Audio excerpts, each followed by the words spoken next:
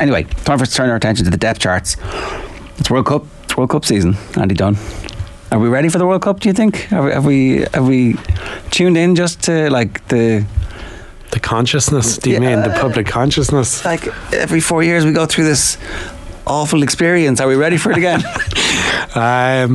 Yeah, I think just about. It brings us no joy. It's the opposite of joy. It doesn't. And the draw this year obviously doesn't bring us any joy either. So at least we know in advance that this is not going to end well. You know, we can resign ourselves to it, plan for the worst, the absolute worst, and then if it doesn't happen, we won't know what to do with ourselves. We're going to get stupid excited at some point in the next one. I'm trying very hard not excited. to. Like, the pragmatism is going to exit stage left. We're going to convince ourselves the closer the tournament gets that we're definitely going to win it. Is there not something deep in the human condition that we love a bit of suffering, you know? We love it. I'm a Kildare football fan. Yeah. I'm a true sports fan loves a bit of suffering, so we have to keep building ourselves up, getting excited again. Why not? Just at the weekend, I was sure that Roscommon were going to beat Kildare. I was full sure, and I was like, I can't get excited about this. And then there's like this miracle at the end of it, and now I'm back in. And it's the same with the rugby team, right? It's like the draw gets made, and I found it hard to enjoy anything since the draw was made. Like Grand Slam, oh, that's great. It's great that we won this Grand Slam, isn't it? I think the draw though, a friend of mine, Paul Holland, had mentioned to me, and Paul played competitive rugby up in the late 80s and early 90s then in UCC in the All-Ireland League. He's the first person who said to me, the draw for the World Cup is made, is it 2.5 years before the tournament?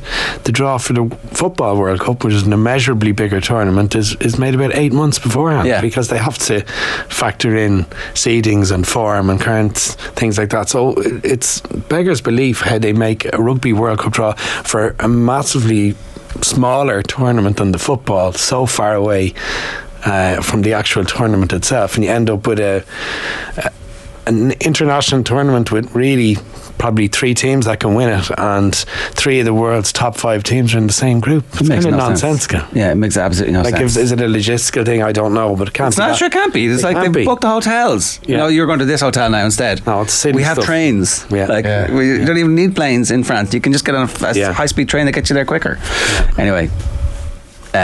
So we're doing the out half depth chart, and this is fairly obvious, right? It's Johnny Sexton, number 1.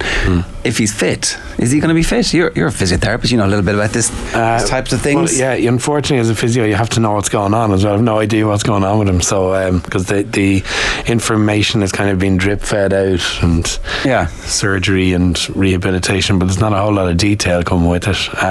The actual injury itself, typically it would be a surprise if he missed it, is my understanding. I don't even know what the injury is though. Yeah, I actually need to Google that, but that was having spoken to somebody in the area who in the immediate aftermath was like, no, not with that injury, but again it was a groin something or other, was it? Complications, I'm not sure. Let's have a Google. Well, if there's a groin injury, it depends. If it needed surgery, is the hip involved, there's a lot of ifs and buts. Okay. But I would say groin injury, given the nature that he played a full game, he came off the field, did the surgery at a later date, he didn't have an acute on-field injury that caused massive damage. It must have been he limped off that day.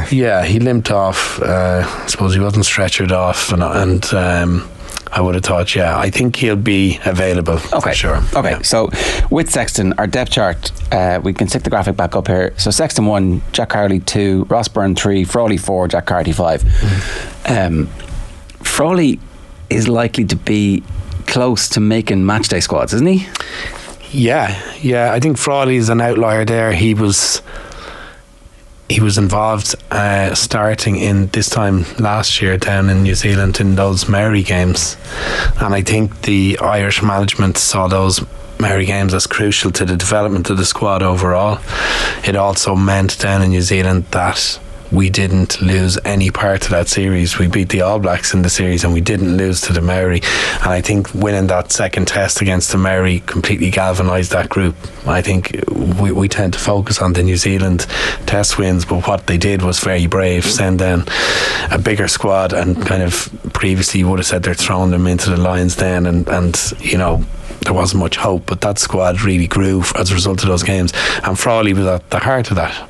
And while he's had a completely mixed year with injuries and lack of availability, I think Farrell, Cat in particular, rate him highly, and he is a very, very capable 10-12 option who can place kick, who's a good running threat, who's a very good passer. He's very calm. So yeah, I think he's certainly one that could push on match day. Let me ask you about this. What would have happened? Where would Ben Healy have been if he was still Irish qualified? I don't think, possibly maybe ahead of Jack Carty there in fifth. I don't think he'd have leapfrogged much higher. Okay. I thought he'd a superb end to the season, but I don't think he had got to the point where he was so dominant in games and outstanding that he was going to jump ahead of who's already there. Yeah. Okay, so Crowley's behind Ross Byrne in the depth chart with Sexton, right? And Crowley is second. Why is Crowley ahead of Ross Byrne in this depth chart? Well, for me, he offers something a little different to Sexton. I think we need something a little different to come off the subs bench. I think he's got big match temperament, which he's shown certainly in the last 2 to 3 months.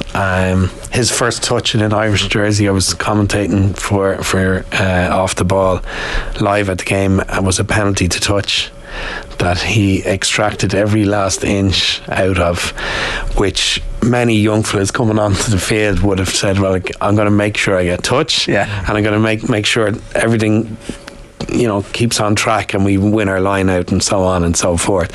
He gambled on his very first touch in international rugby, and I immediately took a step back and thought, there's somebody who's got a fair bit of confidence, and I think he's carried that through in his general play. I don't think he's set the world on fire, but he hasn't done a whole lot wrong either. And if you're young coming into an environment like Munster or international rugby, not doing a whole lot wrong is a pretty good start. And I think he's got potential to really grow, and I think his cycle will probably be really kicking off at the next World Cup.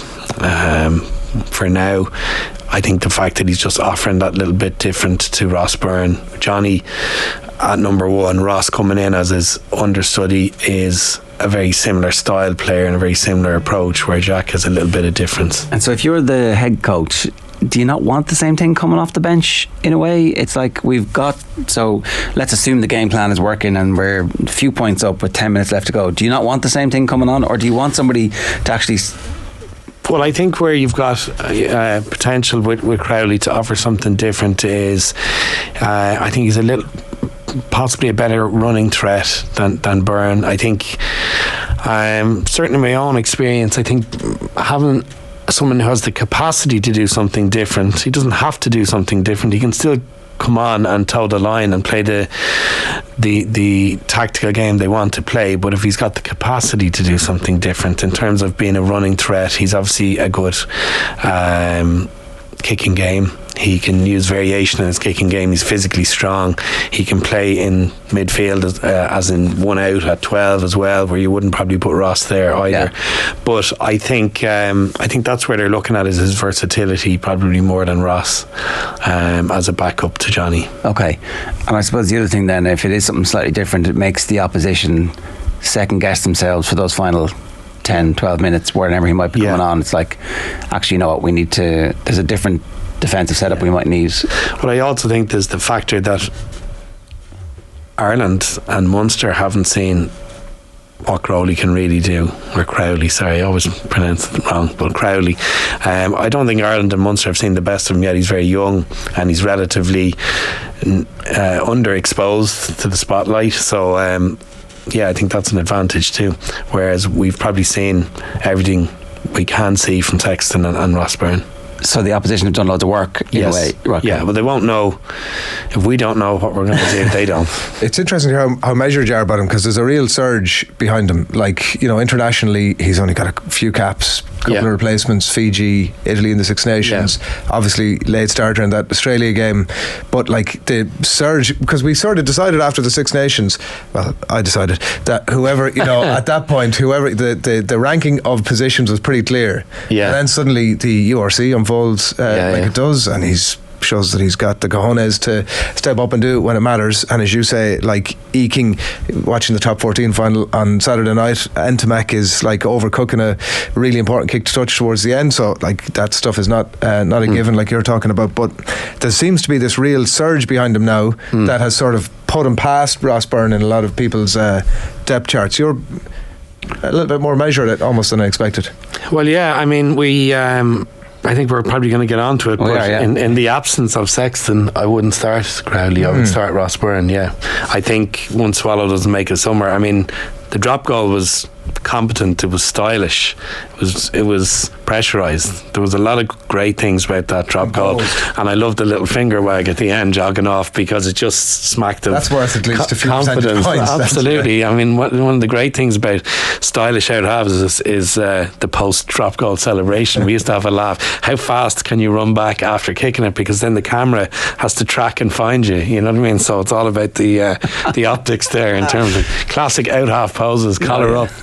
But no, Crowley has a bit of that for sure. No, I think for me, in the same sense, out halves get a lot of credit for good team performances. Sometimes they get a lot of slack for poor team performances, and I think the Leinster team performance, the management performance in that final against La Rochelle, there'll be huge regret over it across the group, and I don't think Ross Byrne ought to take the full barrel he's getting. You know what I mean? People are really coming after him, saying he didn't step up to the plate. I think Ross Byrne has shown huge resilience over the last 2 or 3 years to come back from a place where he was utterly written off by the Irish public and media, and has shown huge strength of character and ability to come back in and show he's very capable of surviving and thriving at times in this arena. Well, let's stick the graphic up, because we have if Sexton's injured or is being rested for whatever reasons, you've got Ross Byrne first, Jack Crowley second, Kieran Foley third. Yes, I think certainly what Ross showed this season just gone is he marshalled Leinster superbly in every minute of every European game he played. Sexton didn't play a single second in the European Cup, so he marshalled that team really well through to a European final, and I suppose at 17-0 and 24-7 up, there was very few people questioning his capacity, and it went way wrong for them, unfortunately, after that. Yeah, he did a great pass to set up one of the tries. It was the second Sheehan try. Yeah, and I think he's got dare I say it, an elder statesman type of presence now. He will give a sense of calm to the group, a sense of cohesion. He's probably closer to Sexton in terms of how he vocally manages the group, and all of those things are a little intangible, but when you're a senior pro in that Ireland squad, maybe they're looking for direction and reassurance from someone who's been around the block and someone who's been battered, thrown up and down on a heap, taken off, but just still has the sense of control and calm to come through all of that. Whereas I think Crowley has arrived. We've all gotten excited. I don't know, has he been dragged through the mill as much as Ross yet? And as such, I think in the absence of Sexton or Sexton injury, I think Ross's experience for me would edge him still to start, with Crowley as a very capable backup. So Crowley's the designated backup no matter who's starting. Yes, but in the absence of Sexton, you're starting Ross Byrne, and I can see the point that you're making is that you're plugging like for like in there, but you're giving yourself the opportunity for a wild card if you need it. I think I'm certainly not I'm not in doubt about Crowley's talent. Well, if you're saying experience is the thing going against him, then what you're saying is actually in the long term the 10 shirt is Crowley's. Yeah, I am. I mean, the next cycle, I said it a couple of minutes back, I think the post World Cup, I think he's a massive opportunity. Obviously, Johnny's going to retire.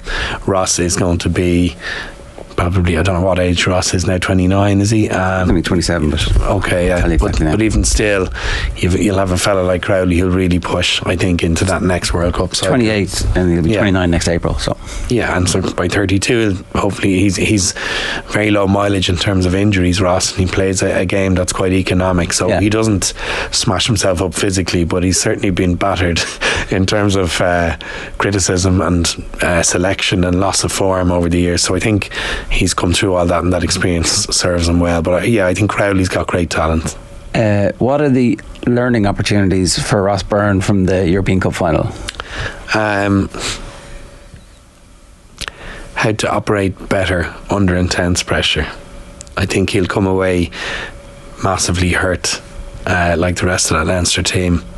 I thought Ross had brought into his game really well in the last season was his ability to attack the line, to release the ball as late as possible, to drag on opposition defenders, to get smashed up a bit as a result, and then get back up off the deck and go and do it again. It's something Sexton's done brilliantly for years. I actually think Ross retreated a little bit back into the pocket. That is understandable when you're under intense pressure, and when you've got a big lead. That's so I think he'll probably look at that. I think maybe as one of the key areas he'll learn from. I mean, you'll learn from the utter pain and dejection of that loss. They will learn from it. They've no other choice. A month on now, I think it is, from the final.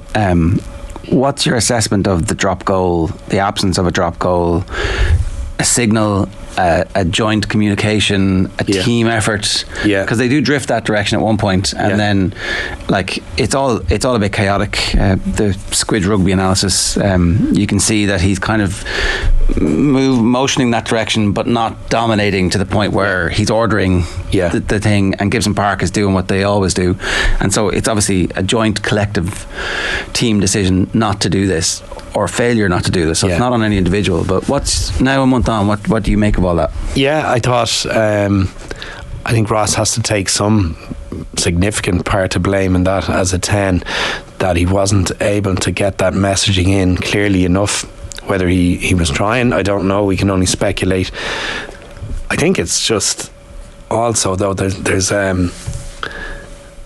been a departure, a movement away from taking drop goals that I can't fathom in big tournament games that's gone on for about 5-6 years. I mean, 10-15 years ago, that's all everybody was thinking. We're only thinking get in the pocket and knock over drop goal, because it makes perfect sense. If you're losing in a cup final and you've a drop goal opportunity, you should probably go for it. It's really a real energizer as well, more so than a penalty that you sort of, from a kickable distance, it's sort of a given, whereas a drop goal is sort of halfway between there and a try in terms of the energy it gives a team or a crowd. Well, absolutely. And I think at times there are trends and developments in the game that become a little nonsensical, overuse of the box kick to exit our own territory has been going on for about 3-4 years, 5 years, maybe longer. When you break that down, why surrender possession or at a 50-50 at best deep in your own territory as opposed to kicking it 60 metres? Like, if you win it back, you're 5 to 6 metres down the field, and if you don't win it back, the opposition of the ball 5 to 6 metres down the field.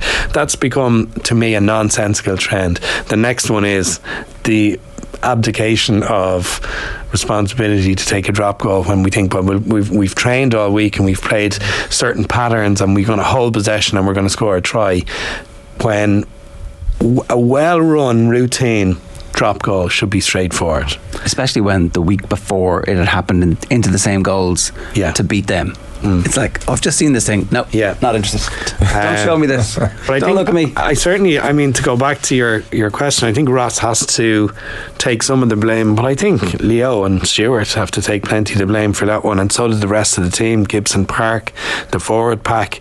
I mean, in a cup final, you'd like to think, there's at least 12, 13 people on the field who are thinking we have to take a drop goal to win this match, therefore X, Y and Z needs to happen. That comes from whoever's throwing the ball into the line out, to whoever's catching it, whoever's going to be the first runner off the ruck or maul. I mean, are we getting closer to the post and maintaining possession in order to set our guy up? There's a whole team process to a drop goal, and now maybe Byrne didn't implement it, or maybe Byrne wasn't loud enough, but it's not entirely his fault. But I think they will have sleepless nights about that. There's a pie chart and he's part of it. Absolutely. Well, he's a big part of it, but yeah, I think I would certainly like to see that nonsensical trend gone by the time we get to a World Cup. Yeah, I mean, if he knocks one over against one of the big teams in the World Cup, we'll be like, we'll happily give you that 5th star for this thing. Yeah. Right. Is there any difference who plays 9 for these 10s to benefit? Like, is there an argument for starting Craig Casey in some games and like using our 3 scrum halves over the course of the tournament so that we get to the big game and make sure that Gibson Park is available to start, and maybe we're playing South Africa and we want Conor Murray to get in there and soften them up for an hour? I think there's certainly an argument for usage of the squad at a World Cup because it's so condensed, and I think, but I would come at it from the angle using the other 9s is it's best done to protect Gibson Park because he's the clear front runner, and I think the team are a much better side when he's at 9 in terms of how the whole attack flows. His decision making is top drawer, execution, and he's done it consistently for a long period now. So I think the argument is not so much that horses for courses we're picking a person who'll play better against South Africa or against Scotland. I think it's more we're not exposing Gibson Park to 5, 6, 80-minute periods in a row, and I think Murray's had a super end to the year. I think Casey I still I had some question marks, but then in the Six Nations when he came on and managed the end of the French game so well with Byrne, he went up a few notches in terms of I questioned whether he had that calm game management in his toolbox, and he showed he did, whereas I thought he was a high tempo player, and while that's excellent, and it was at times it was kind of opposite to Murray in the Munster jersey. You can't be one paced fast, you can't be one paced slow. I was querying, was he a one paced, and that one pace being very fast, high tempo, and I think, can he slow a game down and manage it? And he showed that too. So yeah, there's for sure in a World Cup there's a fair argument to say they move it around a bit in terms of who starts what games, but I think ultimately that's with a view to protecting excess game time for Gibson Park and risk of injury. I had one last question about Sexton. At some point he won't be as good a player as he used to be. We've been saying this now. My parents moved house recently, and I found like a Irish Times who's going to replace Johnny Sexton? It was 2011. I'm fairly sure it wasn't 2011. It was a good 5-6 years ago. I was like so we've been as exercised about this as we have about the World Cup quarter-final berth. How do they make sure that it doesn't happen before the World Cup? Like, how do they know in training? Like, is it? I don't think they do. I think they can't know in training. I think I don't think it's going to happen. He's mentally too strong. As long as his body can hold up, that he's literally gets on a flight to France and gets a bit of a Paul McGrath contract for the World Cup and maybe under trains. Hopefully he's wrapped in a bit of cotton wool, and I don't anticipate that lack of game time or exposure over the summer to regular rugby is going to have any impact on him. He's shown too many times that he can hit the ground running. There are certain players who can come back in and hit the ground running at the right intensity and tempo, and they're few and far between, but he's been around the block for since 20 years. Yeah. It's amazing that if we were to have rewound the clock a year and to have re-had this conversation about who would have been number 2 in that power ranking, and his name has not come up. No, Joey Carberry. Yeah, it's. I really do feel for Joey, but it's in the absence of any game time, he's an example of where I said, look, Sexton he's earned that right over 20 years, and Sexton's shown on many occasions undercooked, he can come in and perform at a high level. I think Carberry is not like that. I think he's the type of player who needs 5-6 games in a row on form, playing really well, to feature. Now he got an extended run. He had a few injuries, but he was certainly the first choice number 1 for a long time there with Munster, and ironically, I thought when he got into the Irish squad, he had better performances, and he represented himself very well, and he never let us down. But in the absence of him playing regularly for Munster at 10, I think he's impacted by that, and probably a little shock in terms of confidence. And it's a sad and spectacular fall from grace. So dramatic. Yeah. You definitely feel for the guy. I can't imagine what he's going through. I presume Ben Healy's departure opens a chink of light for him, but he's got to try and get back in the pitch and remind everybody what he can do. I've often said that I saw him playing, I think his first start for Leinster as a 10 in the Heineken Cup. He beat 11 players in one half, which was an incredible stat, and I was watching it in the RDS, and I really thought this is the next generation, but for a multitude of reasons, I suspect he's gone away from that type of game, where he's a real threat as a ball carrying 10, as an attacking 10, and he's dropped back into the pocket more often. He's gone lateral when he attacks. His kicking game has been very good, but I think his point of difference when he first came in was that ability to be a huge threat as a first receiver, and I think that gets beaten out of a lot of Irish 10s, including myself 20 odd years ago, because you're perceived to be not a game manager, not a good game manager, if you are a good threat as a first receiver. Now I can understand that too, but it doesn't happen in Australia or New Zealand, for example. It gets encouraged. Yes. So you keep doing that and we'll follow you. Yeah. And I think can he recover? I don't know, because the Irish mentality to a 10, I look at Joey and I feel like he's got a little lost and caught between two stools. He's subjected to countless different managers who with very, very strong opinions over 5-6 years, whether it was with Joe Schmidt in Leinster or Ireland, whether it was with Graham Rowntree now, Mike Prendergast, Stephen Larkham in the middle, there's Van Graan. There's a lot of people saying different things to him, and then there's everyone saying, why can't you be more like Johnny? And nobody's ever said, why don't you just be yourself and we'll adapt to what you do. And I think as a result he's gotten a little lost in it all, and I think it showed in his performances, and eventually he started to drop out of favour. So it is would you just go to France and have the crack if you were him and be like free from the Irish selection problems and go and enjoy yourself and find a rugby culture that appreciates you? Yeah, I would.